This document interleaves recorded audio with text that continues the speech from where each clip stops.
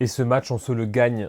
On reviendra après sur les tenants et les aboutissants, les points forts et les points faibles de chaque équipe. Mais avant ça, quand même, ce sport, il est haletant. Il se passe quelque chose. Enfin, je regardais le match avec un très bon copain à moi et ma compagne, des personnes qui ne sont pas forcément passionnées de rugby. Et on était tous avec le cœur qui bat. C'était extraordinaire ce qui s'est passé. On a l'impression qu'à chaque fois, et c'est Thibaut Flamand qui le dit, qu'est-ce qu'ils ont été bons. Ils font le meilleur match de leur tournoi, ces Anglais. Alors oui, est-ce que c'est à chaque fois nos adversaires qui font le match de leur vie ou est-ce que c'est nous, les Français, qui laissons la possibilité à nos adversaires de faire le match parfait? Vraie question. Et je pense que c'est plutôt l'inverse. On laisse la place à ces équipes pour qu'elles mettent en place leur jeu et nous mettent en difficulté. Le menu du débrief en 5 temps. Le premier, forcément, ce scénario fou. Le deuxième point, les failles françaises clairement identifiées par l'équipe anglaise. Le troisième point, c'est notre jeu, toujours aussi caricatural. Le quatrième point, c'est notre fébrilité défensive sur lequel j'aimerais bien revenir. Et on finira classiquement par les joueurs du match, avec aussi un petit mot sur Fabien Galtier et ses choix. Sur la fin, j'ai pas l'habitude, mais j'ai quand même envie de m'exprimer sur 2 choix bien précis. C'est parti. Le scénario du match, c'est un scénario de Super Rugby, mais c'est, je dirais, plus un scénario du rugby moderne. Maintenant qu'avec les nouvelles règles de World Rugby, les consignes dictées aux arbitres autour des zones de ruck, etc., on favorise l'attaque à fond, à fond, à fond. À tel point qu'en fait, on en vient avec des matchs comme ça, où c'est un enchaînement de temps forts d'une équipe sur l'autre. Et en fait, qui gagne le match? Celle qui sera capitalisée le mieux possible sur ses temps forts. Et en fait, tu as un début de match où la France domine, grosso modo. Elle se fait punir 2 fois en contre. Mais elle domine. Il y a 17-10 à la 25e. Tout d'un coup, temps fort anglais. On se prend 17 points en 13 minutes. Donc à la fin de la première mi-temps, on est à moins 10 points. Là, on se dit que ça commence à être très compliqué. Et tac, ça s'inverse. Le carton jaune, on marque. C'est la mi-temps, mais on continue sur les chapeaux de roue. Deuxième essai sur ce temps fort, début de deuxième mi-temps. On en met même un troisième. On passe quand même de moins 10 à plus 11 en quelques minutes. Et en plus, maintenant, on est en surnombre. C'est assez dingue. Là, le match, finalement, rebascule parce qu'on se fait intercepter. Notre temps fort s'arrête directement. Il nous fait mal, celui-là. Elle lance un grand, grand temps fort de la part des Anglais qui va quasiment durer jusqu'à la fin du match où on va être en souffrance. C'est nous qui punissons sur un essai de Lubi Albaré les Anglais, mais finalement ils finissent par marquer à la 79e et après la suite, vous la connaissez. Thomas Ramos qui a des coronesses en titane, mais c'est un match de Super Rugby, ça n'existe pas. 13 essais marqués, c'est pas du 6 nations ça. Alors comment les Anglais nous ont mis autant d'essais, nous ont mis surtout autant en difficulté? Je crois qu'ils avaient clairement identifié nos failles. Il y en a une dont je vais parler, que peut-être pas grand monde va mettre en évidence, c'est ce repère que notre R3, R2, R3 est notre zone de difficulté. C'est-à-dire que le nombre de fois où les Anglais sont allés chercher cette zone pour nous mettre en difficulté, j'ai relevé plusieurs actions. Dès la première minute, ça joue au large et les Anglais prolongent au pied. Jalibert est en retard sur la bascule, là, vu que Ramos a intégré la ligne défensive, ils sont à 2 doigts de marquer. S'ils ne font pas en avant, c'est essai direct. 9e minute, c'est le premier essai anglais. Ça part d'un petit par-dessus des Anglais autour de l'ailier qui récupère 2 temps plus tard, après un très très beau décalage sur le temps de passe de Daly sur Barassi, ça finit et c'est au bout. Donc là déjà 2 fois du jeu au pied dans cette zone entre le R2 et le R3. 18e, deuxième essai anglais, c'est sur quoi? Sur un rasant en bout de ligne, avec Atisogbe qui cafouille un peu ce ballon, et c'est derrière par opportunité des Anglais, mais encore une fois, par du jeu au pied. Mais voilà, il y a quand même plusieurs points où ils sont allés nous mettre vraiment en difficulté dans cette zone autour du triangle arrière. Grosse faille, mais c'est pas la plus grosse. La plus grosse faille qu'ils ont trouvée, ces Anglais, ils n'ont pas réinventé la roue. Hein. Qu'est-ce qu'ils ont vu face à l'Écosse? Que quand on nous mettait beaucoup de rythme sur les possessions, qu'on gardait la balle et qu'on augmentait avec des vitesses de ruck ultra rapides, on était vraiment en difficulté. On n'arrive pas à ralentir les rucks, on n'arrive pas à ralentir le jeu de manière générale. Tout le monde a trouvé que le jeu écossais avait été d'une rapidité dingue. Moi, je vous avais dit, attendez, pas tellement. Si on regarde les rucks de moins de 3 secondes, les Écossais, c'est 45%, en tout cas c'était 45% de rucks de moins de 3 secondes sur notre match. Et vous avez dit, c'est rapide, mais c'est pas non plus dingue. Et nous, on était à 46%. Là, les Anglais, je crois que j'ai jamais vu cette stat, 61% de tous leurs rucks ont été de moins de 3 secondes. C'est phénoménal. Eux, ils ont vraiment mis du rythme. Ils ont vraiment accéléré tout ça. On a été incapable de ralentir quoi que ce soit comme ballon. Sur tous ces rucks qu'ils ont eu, 61% d'ultra rapide, ils en ont perdu qu'un.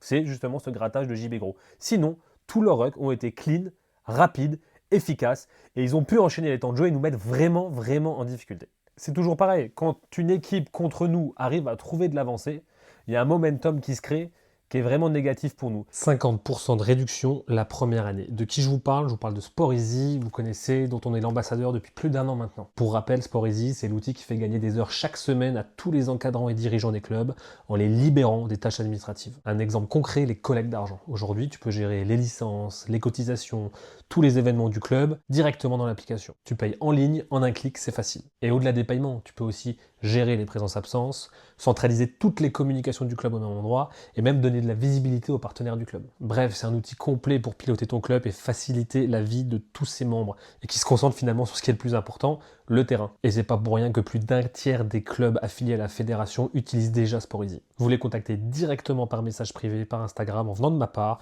et vous bénéficierez de ces 50% de réduction sur votre premier abonnement. Merci à eux de nous suivre, de nous aider, d'aider les clubs. Bon épisode. Ça, c'est pour le jeu anglais et comment ils ont capitalisé sur nos failles. Maintenant, on va se concentrer un peu du côté des Français. Notre jeu qui me semble être toujours aussi caricatural, je l'avais déjà parlé face à l'Écosse. Quand je dis caricatural, c'est pas forcément négatif. Parce que quand je dis caricatural, je parle de ce fait de se débarrasser du ballon au pied, surtout du côté de Louis Albiaré pour aller chercher sa vitesse extrême et du coup aller marquer des essais. 3 fois, on marque un essai là-dessus. Un coup de pied, LBB qui trace et qui marque. Des coups de pied magnifiquement exécutés, que ce soit par Mathieu Jalibert, par Thomas Ramos ou par Antoine Dupont, nos trois maîtres d'œuvre. Et c'est extraordinaire. 3 fois, on marque là-dessus. Mais il y a un nombre de fois incalculable où on se débarrasse du ballon et on ne marque pas. Alors c'est bien ou c'est pas bien, je ne sais pas, je vais quand même vous citer quelques actions. Sûrement que vous en souvenez, c'est une des premières minutes du match, balle de récup, Thomas Ramos qui a la balle entre les mains, pied direct sans se poser de questions, ça va direct en touche.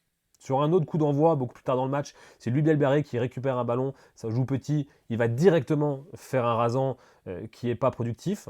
J'ai une autre image justement de Louis Albiaré qui est intégré dans la ligne, qui n'est même pas à l'aile, et qui tente en plein milieu du terrain un rasant pour lui-même qui est directement capté parce qu'en fait il n'y a pas de décalage derrière.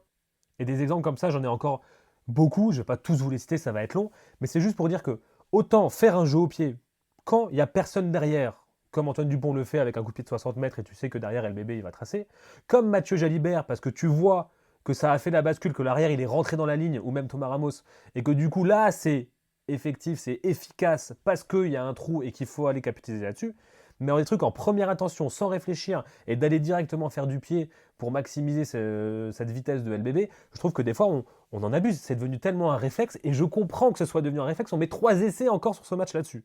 Mais d'un autre côté, quand tu le fais pas à bon escient, qu'est-ce qui se passe? Tu rends la balle.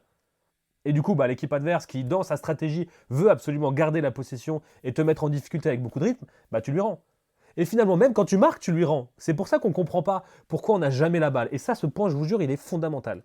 En fait, soit on rend la balle au pied, soit ça va direct en touche, soit on rend la balle à l'arrière ou aux ailiers, et du coup, après, on se reprend des phases de possession, on a du mal.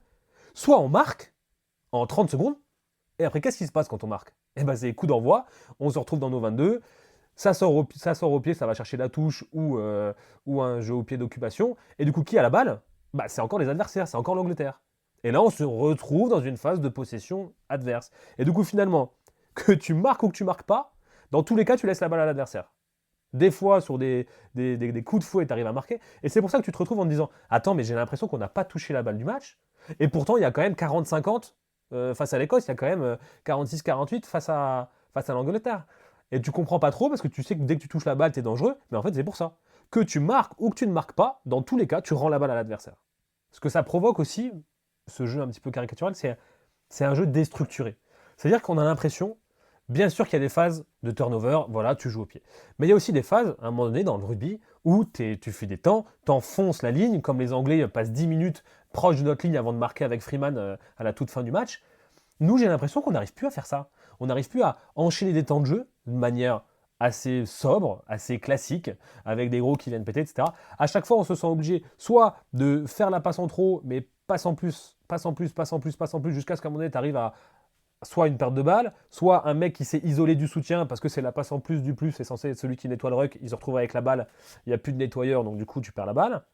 Soit tu fais une faute de main, soit ça devient un petit peu le bordel, et du coup, tu te reposes sur un exploit individuel dans cette espèce de jeu dans le désordre, sauf que Antoine Dupont, par exemple, il commence à être très attendu au bord des rucks. Maintenant, il y a 3 mecs de chaque côté qui l'attendent, c'est step inté, ça passe quand même moins. Ou alors, tu fais un petit par-dessus par Razan, un petit par-dessus, pardon, par Mathieu Jalibert, par exemple. T'es à 2 doigts de marquer quand même, hein, parce que c'est un génie, le mec. Mais tu joues toujours dans un espèce de jeu non structuré. Et plus Louis Bielbarré est fort, plus il devient aussi caricatural, parce que tu as envie de maximiser ça, mais en fait, plus LBB est fort, plus notre jeu, notre plan de jeu tourne autour de lui, parce que Antoine Dupont, Mathieu Jalibert et Thomas Ramos le cherchent en permanence. Et du coup, ça fait un espèce de cercle vicieux où on se tord là-dedans. Ça, c'était pour l'offensif. Mais pour le défensif, on est très fébrile. Et ça, c'est très étonnant.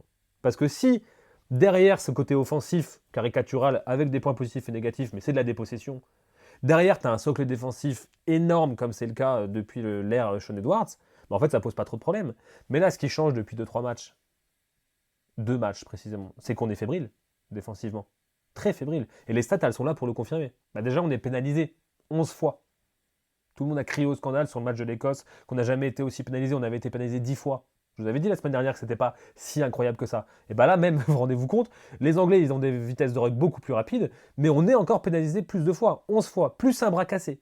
On l'a déjà dit avant, on est pris sur la possession. Ça, on l'a vu avant, vu que les équipes en face de nous, elles essayent de garder le ballon, mais on est aussi pris au cœur du jeu, dans les mauls. Alors que sur les mauls défensifs, on a toujours été des machines de guerre toutes ces années. C'est très étonnant.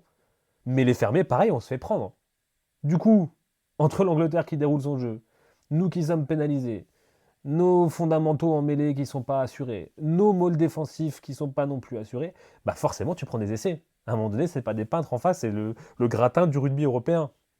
Et donc du coup, tu t'en prends 7. Mais ça, c'est plutôt logique quand tu cumules tout ça. Et ce qui est étonnant, pareil, on en reviendra longuement dans le grand bilan du 6 Nations, c'est que, en fait, tu te retrouves. Sean Edwards, sa statistique, c'était entre 1,5 et 2 essais par match depuis qu'il est arrivé et qu'il a mis en place tout ce qu'il fallait dans la défense du 15 de France. Et là, tu en prends 7 contre l'Angleterre. Je ne sais pas combien les Écossais nous en ont mis, peut-être 6, 7, quelque chose pareil. Enfin, c'est des stats énormes. Et là, tu peux pas dire que c'est juste un match. Et en fait, il se dégage quelque chose d'assez étonnant, je ne sais pas si vous le ressentez aussi de cette équipe de France, c'est qu'avant, en fait, on était dense.